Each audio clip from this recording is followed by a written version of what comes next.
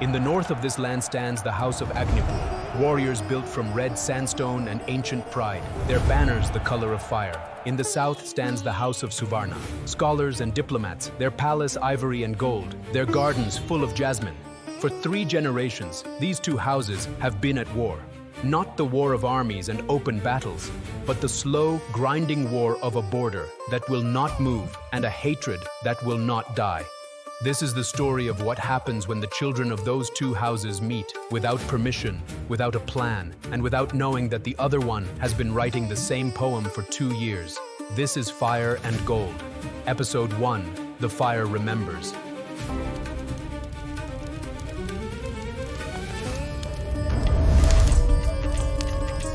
"23 years ago, a queen rode to this pavilion to end a war. She did not come back. Her husband, Maharaja Vikram of Agnipur, blamed the House of Suvarna.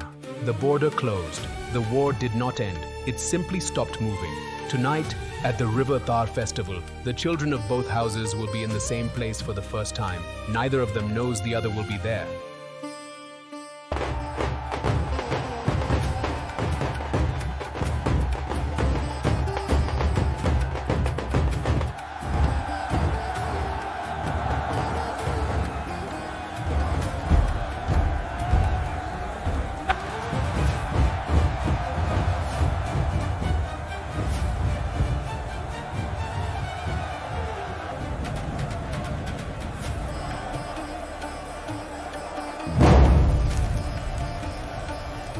Relax, brother. It is a festival. People sing, people eat. People do not get assassinated usually. Suvarna colors. South section, 40 paces. Their princess is here.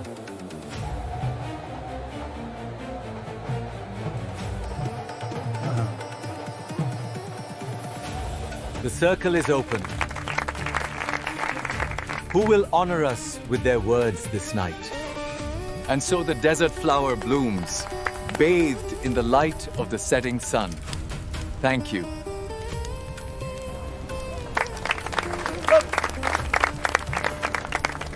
Who speaks next? For 10 years, I've carried these words in silence. Tonight, I will speak them.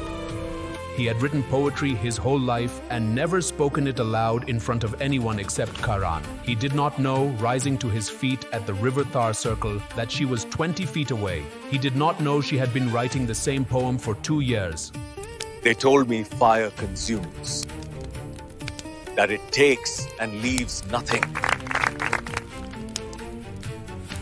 But I have seen fire at the edge of water blessing, and I think they told us wrong.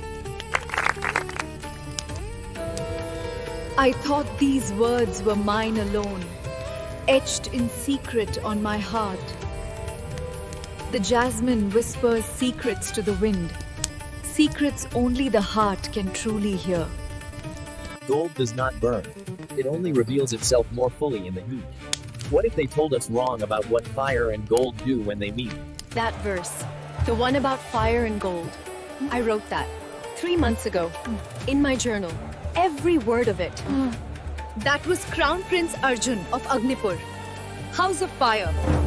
Enemy house.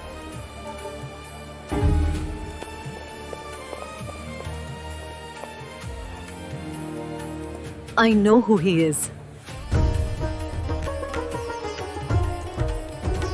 The festival moved into its late hours. Karan found 3 people who knew his name and shared a meal with all of them. Priya attended every ceremony her position required and performed each correctly, and Arjun walked the river path alone and told himself he was looking at the lamps.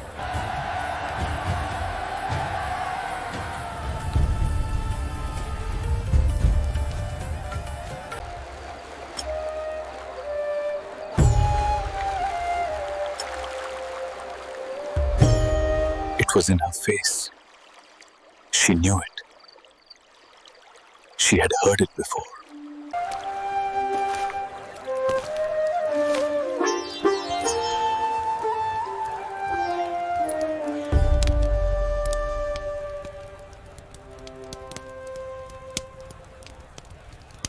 Fire at the edge of water. I wrote exactly that 3 months ago in a journal no one has read. I know. I saw it in your face when I said it.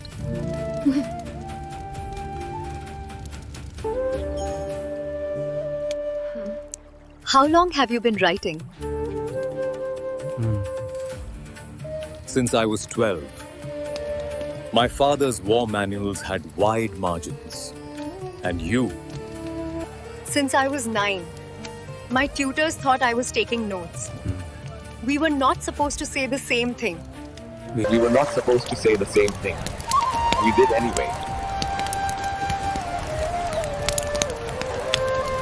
They rode home the next morning. Nothing had changed.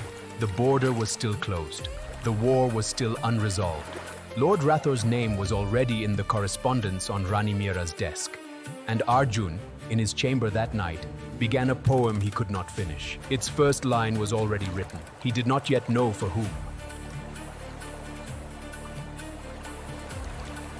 Tonight, at the River Thar festival, 2 things happened that were not supposed to happen. Crown Prince Arjun of Agnipur stood at a poetry circle and spoke the words aloud. The words both of them had been carrying in private, and Princess Priya of Suvarna heard every one of them.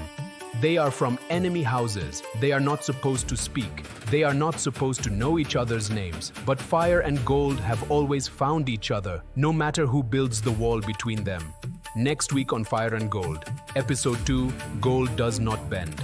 Arjun returns home carrying something he cannot name. Priya prepares for a betrothal she did not choose, and Rani Mira begins to ask questions. Subscribe now, and do not miss what comes next.